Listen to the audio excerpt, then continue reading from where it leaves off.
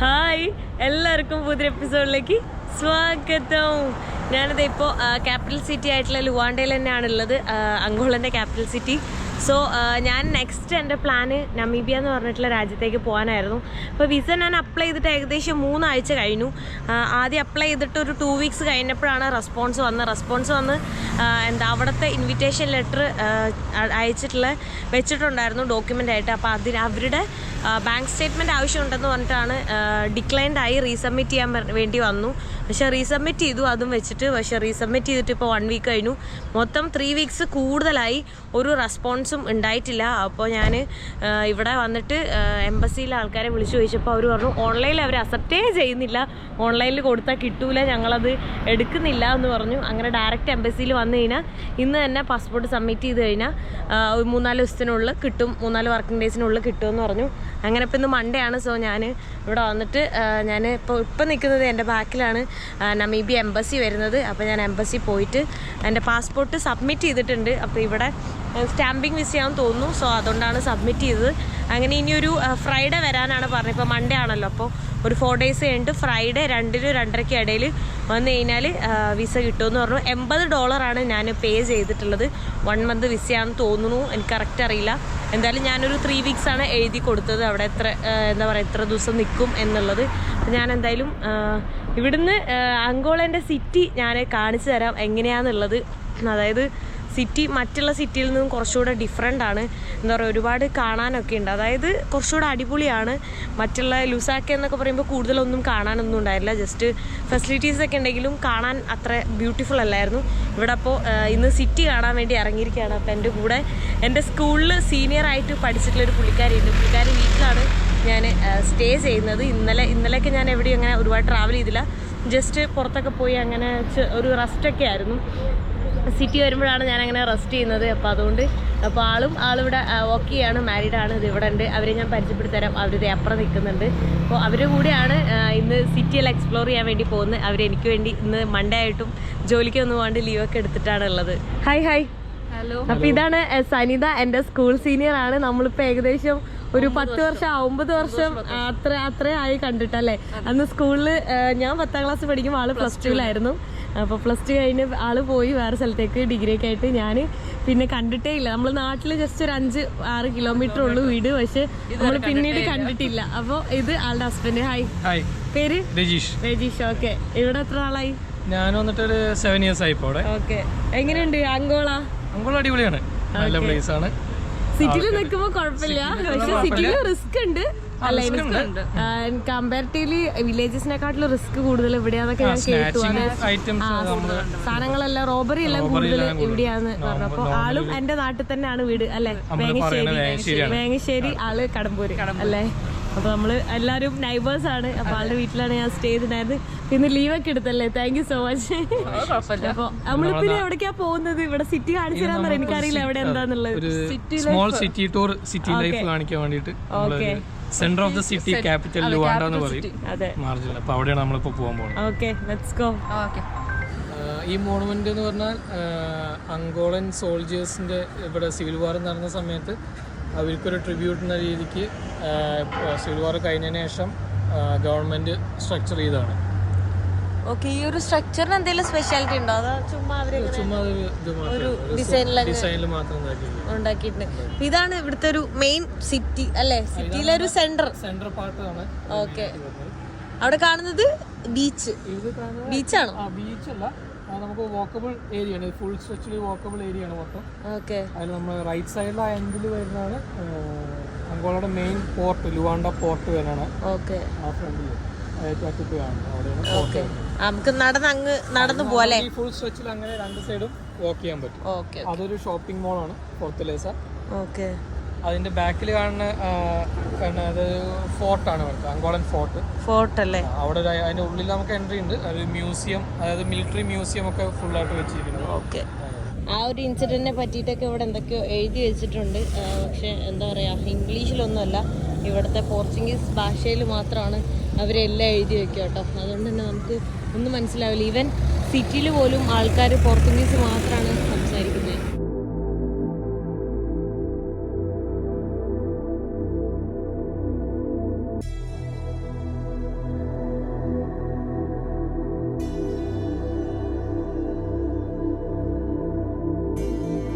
Angola എന്ന് പറയുന്ന രാജ്യം ഭരിച്ചിരുന്നത് പോർച്ചുഗീസുകാരാണ്. അപ്പോൾ കുറേ പേര് എൻ്റെ അടുത്ത് ഇവിടെ ആ ജർമ്മനിയിൽ അവരൊക്കെ ഉണ്ടല്ലോ, അവർ ഇവിടെ സെറ്റ് കറങ്ങിയ സമയത്ത് എന്നോട് പറയുന്നുണ്ടായിരുന്നു പോർച്ചുഗീസിൻ്റെ ക്യാപിറ്റൽ ലിസ്ബൺ എന്ന് പറഞ്ഞ സ്ഥലം പോലാണ് ഇവിടുത്തെ സിറ്റി ഇരിക്കുന്നത്.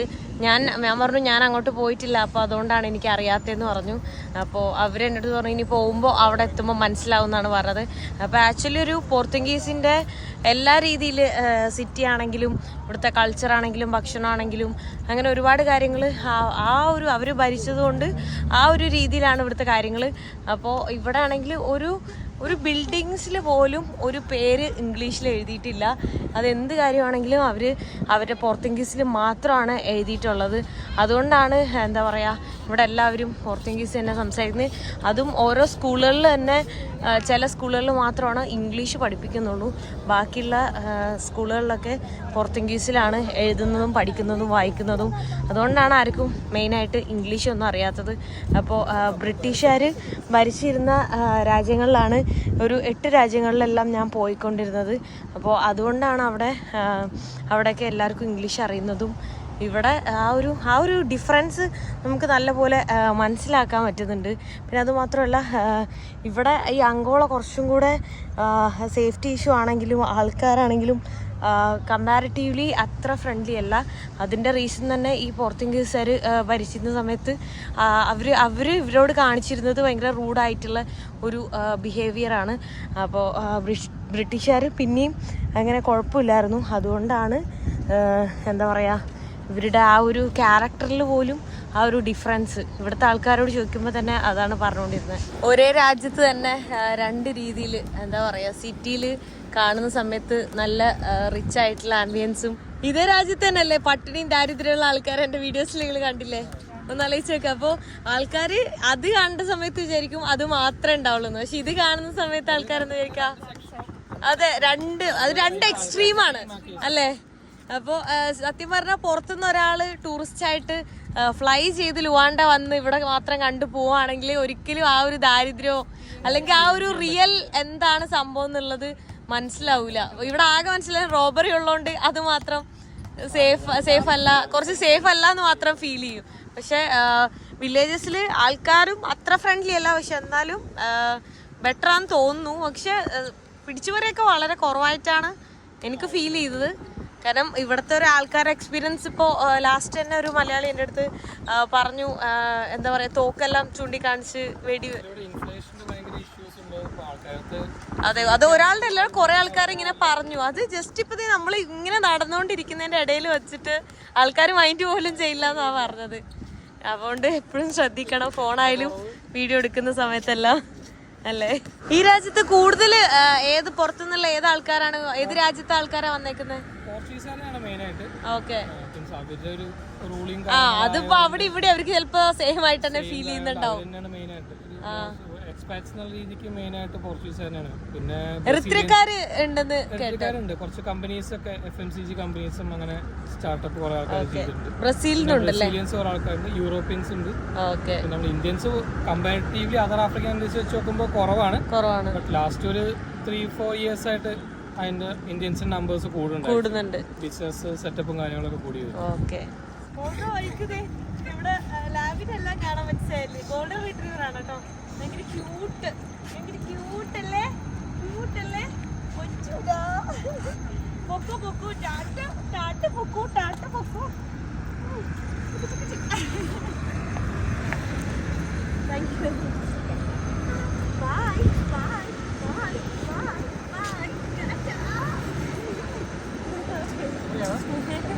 ഇവിടെ എഴുതിയേക്ക് നോക്ക്, ഐ ലവ് ലുവാണ്ട. ലുവാണ്ട എന്ന് മാത്രം ഇംഗ്ലീഷിൽ. പോർച്ചുഗീസിൽ ഇങ്ങനെ തന്നെയാണോ ലുവാണ്ട എന്ന് എഴുതാ? സെയിം തന്നെയാണ്. അപ്പൊ EU ആണ് I love. EU I love. Okay അങ്ങനെ ഉണ്ടോ? കണ്ടില്ല, എല്ലാവരുടെയും അങ്ങനെ തന്നെയാണ് എഴുതുക. പോർച്ചുഗീസിൽ മാത്രം നമുക്ക് എന്തും കാണാൻ പറ്റുള്ളൂ. BNA എന്ന് പറഞ്ഞിട്ടുള്ളൊരു ബാങ്കാണ് ഈ കാണുന്നത്. അതിൻ്റെ ഒരു മെയിൻ ഓഫീസാണ് കേട്ടോ ഇത്. നമ്മൾ മുംബൈയിലൊക്കെ കാണൂലേ അതുപോലത്തെ ആ ഒരു സ്ട്രക്ചറിലാണ് അതിൻ്റെ ഒരു എന്താ പറയുക ആ ഒരു ബിൽഡിംഗ് എല്ലാം ഇരിക്കുന്നത്. ഏതൊക്കെ കൺട്രീസിൽ നിന്നാണ് ഇവിടേക്ക് പോർട്ടിൽ ഓരോ സാധനങ്ങളൊക്കെ വരുന്നത്? എല്ലാ കൺട്രീസും ഉണ്ട്. ബ്രസീൽ, USA, നെതർലാൻഡ്സ്, അർജന്റീന, അങ്ങനെയുള്ള മേജർ എല്ലാ കൺട്രീസിനും നമുക്ക് ഇവിടെ ഇമ്പോർട്ടേഷൻ. ഇന്ത്യന്ന് പേരുണ്ട്, റൈസ് അങ്ങനെ ഐറ്റംസ് കംപ്ലീറ്റ് കാര്യങ്ങളൊക്കെ വരുന്നുണ്ട്. ഓക്കെ, അപ്പോൾ ഈ കാണുന്നതാണ് ഇവിടുത്തെ പോർട്ട് കേട്ടോ. അതൊരു ടൈം സ്ക്വയർ ഒക്കെ നമുക്ക് ഇവിടെ കാണാൻ പറ്റുന്നുണ്ട്. അപ്പോൾ ഇവിടെ ഈ ഓഷ്യൻ ഏരിയ ആണല്ലോ, എന്താ പറയുക, കോസ്റ്റൽ ഏരിയ ആയതുകൊണ്ട് തന്നെ ആക്ച്വലി ഒരു സർക്കിളാണ്. അതിനിടയിൽ അവർ ബോട്ടെല്ലാം വരാൻ മാത്രമായിട്ടുള്ളൊരു സ്പേസ് കൊടുത്തേക്കുവാണ്. അല്ലാതെ അവർ ഒരു ഐലൻഡ് പോലെയൊക്കെ അവിടെ ക്രിയേറ്റ് ചെയ്തേക്കുവാണ്. ലുവാണ്ട സിറ്റീൻ്റെ ഒരു ടോപ്പിൽ നിന്നുള്ളൊരു വ്യൂ ആണ്. ഞാനൊരു മുകളിലേക്ക് കയറിയേക്കുവാണ്. അപ്പോൾ ഇവിടുത്തെ ഒരു പ്രോപ്പർ എക്സാക്റ്റ് ആ ഒരു സിറ്റി എന്താണെന്ന് നമുക്ക് കാണാൻ പറ്റും കേട്ടോ. ഇതാണ് നല്ല ബ്യൂട്ടിഫുൾ ആയിട്ടുള്ളൊരു ഇവിടുന്ന് ഉള്ള വ്യൂ ഭയങ്കര അടിപൊളിയാണ് കേട്ടോ. നമുക്ക്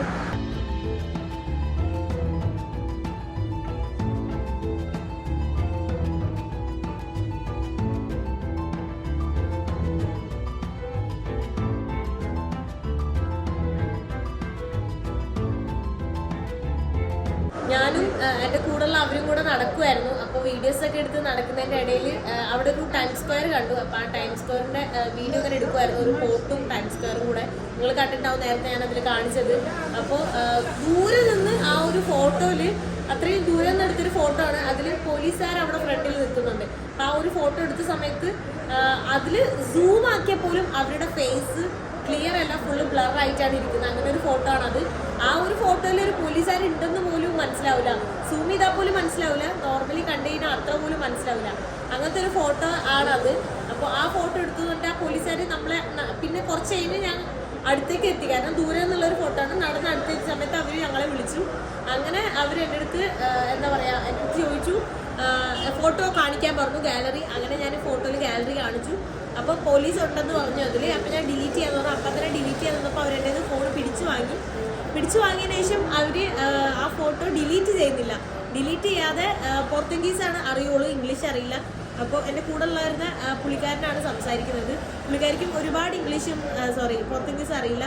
അപ്പോൾ എനിക്ക് ഒട്ടും അറിയില്ല. ആൾക്കാണെങ്കിൽ ഇംഗ്ലീഷ് തീരെ അറിയാൻ പാടില്ല. അങ്ങനെ ഇവർ സംസാരിച്ചു. അപ്പോൾ സംസാരിച്ച സമയത്ത് പുള്ളിക്കാരൻ പച്ചയ്ക്ക് തന്നെ പൈസ വേണമെന്നാണ് പറയുന്നത്. പൈസ തന്നില്ല എന്നുണ്ടെങ്കിൽ ഉള്ളിലേക്ക് പോയിട്ട് വലിയ ഓഫീസറോട് സംസാരിക്കണം, ഞാൻ വലിയ എന്തോ കുറ്റമാണ് ചെയ്തതെന്ന് പറഞ്ഞിട്ട് പബ്ലിക് സ്പേസിൽ വേറൊരാളുടെ ഫേസ്, അത് പോലീസായാലും അല്ലാത്തവരും അവർ സമ്മതം അല്ലാതെ എടുക്കുക എന്ന് പറയുന്നത് തെറ്റാണ്. പക്ഷേ ഒരാളെ ഞാൻ ഫോക്കസ് ചെയ്തെടുത്തിട്ടില്ല. അവരുടെ മുഖമില്ല, അവരുടെ മുഖം ഒട്ടും, ഞാൻ ആ ഫോട്ടോ നിങ്ങൾക്ക് അതിലിട്ട് ഞാൻ കാണിച്ചു തരാം. അതിൽ സൂം ചെയ്താൽ പോലും അവരുടെ മുഖം ക്ലിയർ അല്ല. അതാണ് ആ ഒരു ഫോട്ടോ. എന്നിട്ട് അതിനെ ആൾ പറഞ്ഞു, എനിക്കാണെങ്കിൽ പറയാനും പറ്റില്ല, ഭാഷ അറിയാത്തതുകൊണ്ട്.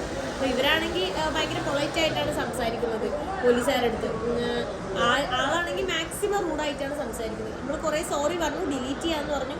ആൾ എന്ത് ചെയ്താലും പറ്റില്ല, ആൾക്ക് പൈസ വേണമെന്ന് പറഞ്ഞിട്ട് ഇവിടുത്തെ ഒരു 10,000 പൈസ കൊടുത്ത്, ഏകദേശം നമ്മുടെ നാട്ടിൽ ഒരു 1000 രൂപ വരുന്നോളം അത്രയും അവരാണ് പൈസ കൊടുത്തത്. അവരാണെങ്കിൽ കുഴപ്പമില്ലാതെ പ്രശ്നമില്ല എന്നൊക്കെ പറഞ്ഞിട്ട് അങ്ങനെ ഇതാക്കുമായിരുന്നു. ഇവിടെ അങ്ങനെയാണ് എന്നാണ് അവർ പറഞ്ഞുകൊണ്ടിരിക്കുന്നത്. അപ്പോൾ എന്താ പറയുക, ഞാൻ ഇത്രയും രാജ്യങ്ങളിൽ പോയിട്ട് പോലീസുകാരുടെ അടുത്ത് ഇത്രയും മോശമായ ഒരു അനുഭവം എനിക്ക് ആദ്യമായിട്ടുണ്ടായിരുന്നു. ആദ്യമായിട്ട് ഒരാളെ എൻ്റെ ഒരു ഇതിൽ ബ്രൈബ് മേടിക്കുന്നത്. വേറെ ഒരു രാജ്യത്ത് ഒരു പോലീസുകാർ ബ്രൈബ് മേടിച്ചിട്ടില്ലായിരുന്നു. എല്ലാ ആൾക്കാരും സ്നേഹത്തോടെ സപ്പോർട്ടും ആയിട്ടുമാണ് സംസാരിക്കുന്നുണ്ടായിരുന്നു. ഇപ്പം ഞാൻ ഒറ്റയ്ക്കാണ് സാധാരണ ഇങ്ങനെ വരാറ്. ഇപ്പോൾ സിറ്റി കാണാനാണെങ്കിൽ ഇപ്പോൾ ഞാൻ ഒറ്റയ്ക്കുള്ള സമയത്താണ് എനിക്ക് സംഭവിച്ചെങ്കിൽ ഞാൻ എങ്ങനെയാണ് ഗൂഗിൾ ട്രാൻസ്ലേറ്റ് മാത്രമായിരിക്കും സംസാരിക്കാനുണ്ടാവുള്ളൂ. ഇംഗ്ലീഷോ പോർത്തുഗീസോ ഒന്നും അറിയാതെ ഭയങ്കര റൂഡായിരുന്നു. കുറച്ചുകൂടെ സോഫ്റ്റായിട്ട് സംസാരിക്കാനേ കുഴപ്പമുണ്ടായിരുന്നില്ല. നല്ല രീതിയിൽ വളരെ മോശമായിട്ടാണ് സംസാരിക്കുന്നത്. ഇവർ തന്നെ പറഞ്ഞത് ഇവിടുത്തെ പോലീസുകാരൊക്കെ ഇതിലും മോശമായിട്ടുള്ള ആളുകളാണ് ഇവിടുത്തെ ആൾക്കാരുടെയൊക്കെ എക്സ്പീരിയൻസ് എന്നാണ് ഞാൻ കേട്ടത്. ലുവാണ്ടയിലെ പോലീസുകാരൊക്കെ എന്താണ് ഇങ്ങനെ വളരെ മോശമായിട്ടോ. എനിക്ക് ഇവിടെ വന്നിട്ട് എന്താ പറയുക, ഇത്രയും രാജ്യത്ത് പോയിട്ട് വേറൊരു പോലീസുകാരൻ്റെ അടുത്ത് ഇങ്ങനെ ഒരു ബ്രൈബ് ഒന്നും കൊടുക്കേണ്ട സിറ്റുവേഷൻ ഉണ്ടായിട്ടില്ല. മുന്നേ ബ്രൈബ് എല്ലാം അങ്ങനെ കൊടുക്കേണ്ട വന്നിട്ടുണ്ടോ?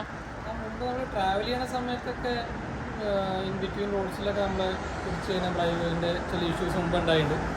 ഇപ്പോഴത്തെ കേസ് അവർ പറഞ്ഞതെന്ന് പറഞ്ഞാൽ പോർച്ചുഗീസിൽ പറഞ്ഞത് പോലീസുകാരുടെ ഫോട്ടോ വീഡിയോ ഇൻക്ലൂഡ് ചെയ്തു. കണ്ടതല്ലേ ആ ഫോട്ടോ എങ്ങനെ ഇരിക്കുന്നത്, സൂം ചെയ്താൽ പോലെ അവരുടെ ഫേസ് ബ്ലറാണ്, കാണാൻ പോലും പറ്റില്ല.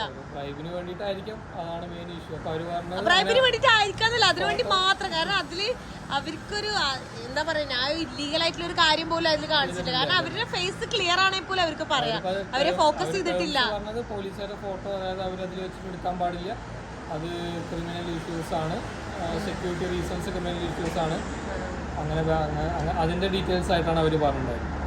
ഇവിടെ ഫുഡ് കഴിക്കാൻ വേണ്ടി വന്നേക്കാണ്. എഗ് ഉണ്ട്, സാലഡ് ഉണ്ട്, പിന്നെ സാൽമൺ ഫിഷ് ഗ്രിൽഡാണ്. ഇതെല്ലാം കൂടെ കഴിക്കട്ടെ. ഇവിടെ ഒരു മോളിൽ ഞാൻ എൻ്റെ ഫോണിൻ്റെ ബാക്ക് കവർ മേടിക്കാൻ വേണ്ടി വന്നേക്കാണ് കേട്ടോ. ഇതങ്ങനെ എല്ലാവിടെയും ഒന്നും അവൈലബിൾ ആയിരിക്കില്ല. ഇവിടെ ഇനിയിപ്പോൾ അവൈലബിൾ ആണെങ്കിലും നമ്മുടെ നാട്ടിൻ്റെ ഒരു 4 ഇരട്ടിയൊക്കെ വില വരാൻ ചാൻസ് ഉണ്ട്.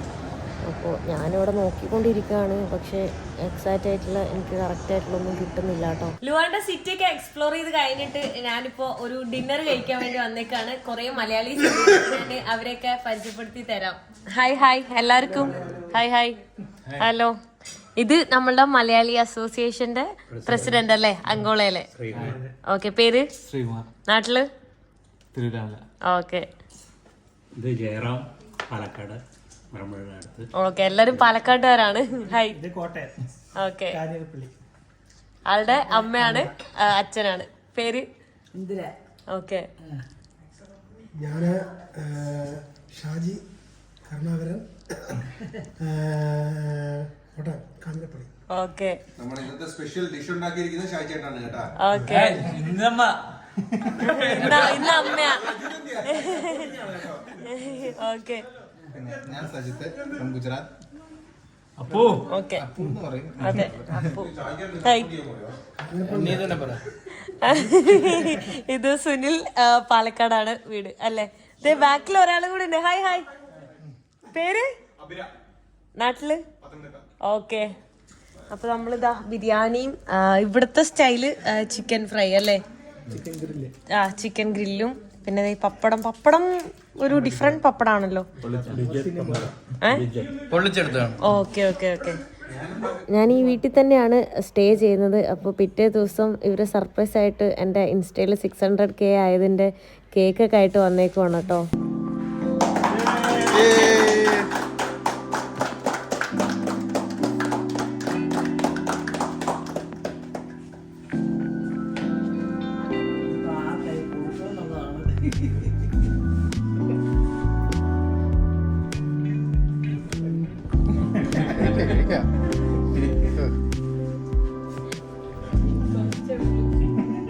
കുഴപ്പമില്ല, മറ്റേതെടുക്കാൻ.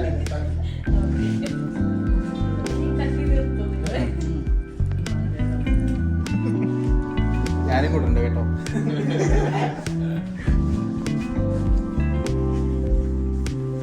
അതെ.